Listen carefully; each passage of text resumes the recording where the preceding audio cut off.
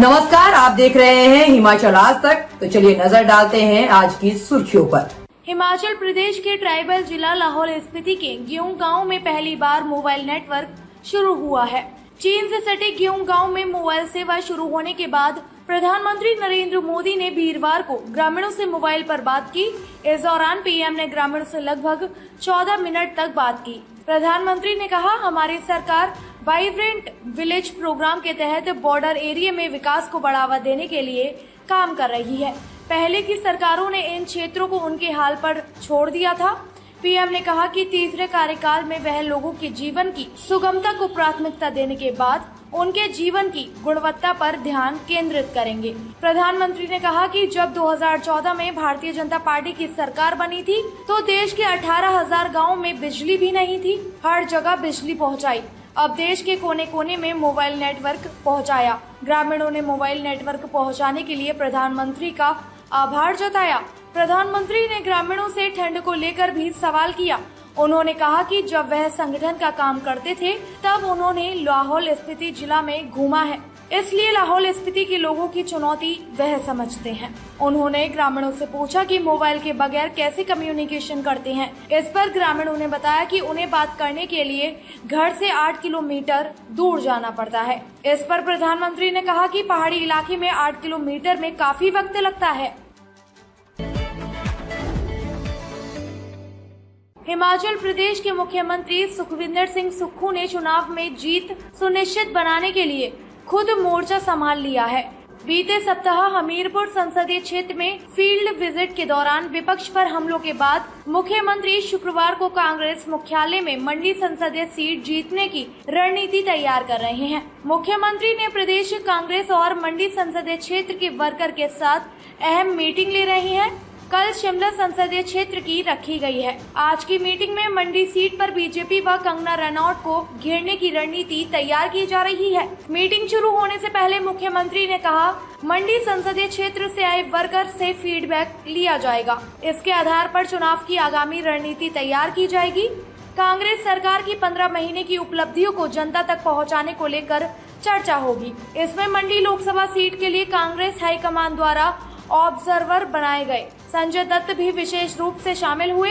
मंडी seat के observer के साथ संजय दत्त प्रदेश कांग्रेस के सह प्रभारी भी है, लिहाजा वह आज और कल 2 दिन तक मुख्यमंत्री सुखविंदर सिंह सुक्खू, कांग्रेस प्रदेश अध्यक्ष प्रतिभा सिंह और डिप्टी सीएम मुकेश अग्निहोत्री के साथ 1-to-1 भी मीटिंग करेंगे। इस दौरान वह कांगड़ा और हमीरपुर संसदीय क्षेत्र के टिकट को लेकर भी प्रदेश कांग्रेस के वरिष्ठ नेताओं से चर्चा करेंगे। इसकी रिपोर्ट हाईकमान को देने के बाद प्रदेश की 2 अन्य सीटों पर जल्द टिकट का फैसला होगा।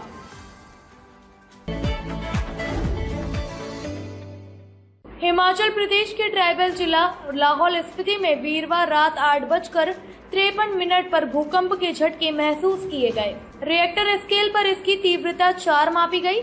भूकंप का केंद्र जम्मू कश्मीर का किश्तवाड़ रहा।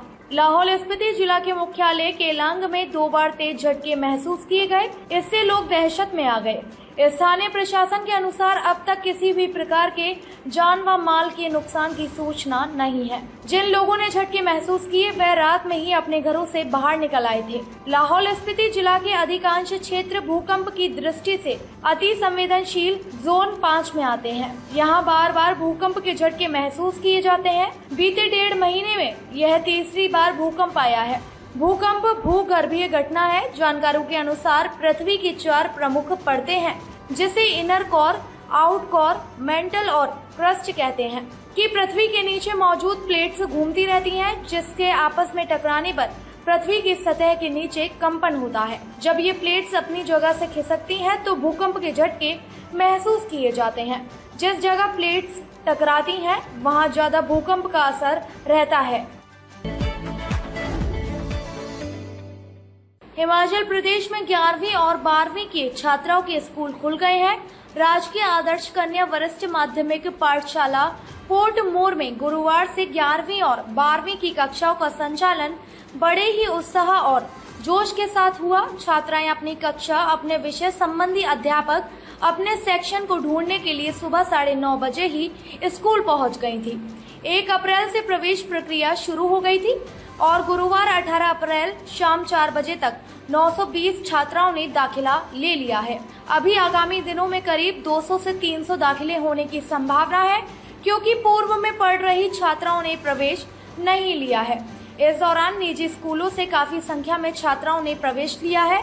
न सिर्फ शिमला से बल्कि हिमाचल प्रदेश के हर जिले के साथ ही साथ उत्तर प्रदेश, बिहार, झारखंड, छत्तीसगढ़, मध्य प्रदेश, राजस्थान की काफी छात्राओं ने यहां पर दाखिला लिया है। पिछले शैक्षणिक सत्र 2023-2024 में 11वीं और 12वीं में कुल मिलाकर 890 छात्राएं थी, जबकि इस सत्र में आने वाले दिनों में काफी संख्या में छात्राओं के बढ़ने की संभावना है और आने वाले दिनों में यह संख्या 1100 से 1200 या इससे अधिक भी जा सकती है।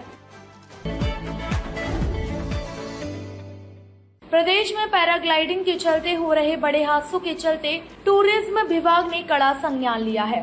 दरअसल पैराग्लाइडर नियमों को दरकिनार कर रही हैं, जिस कारण प्रदेश के अलग अलग हिस्सों में पैराग्लाइडिंग की शिकायतें मिल रही हैं।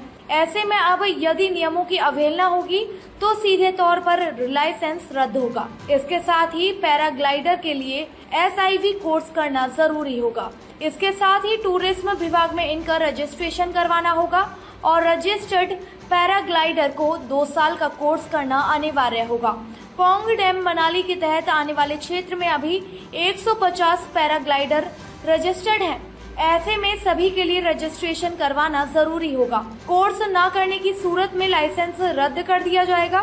इस बारे में टूरिज्म विभाग की ओर से सभी जिलों के DDO और डिप्टी डायरेक्टर को जरूरी दिशा निर्देश जारी किए गए हैं। इसमें कहा गया है कि अधिकारी संबंधित स्पॉट का विजिट करेंगे और साथ ही यदि किसी भी तरह की अनियमितता पाई जाती है तो तुरंत प्रभाव से इसमें कार्यवाही की जाएगी।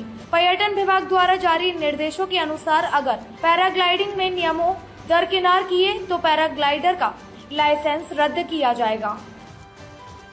हिमाचल की खबरों को देखने के लिए जुड़े रहिए हिमाचल आज तक के साथ।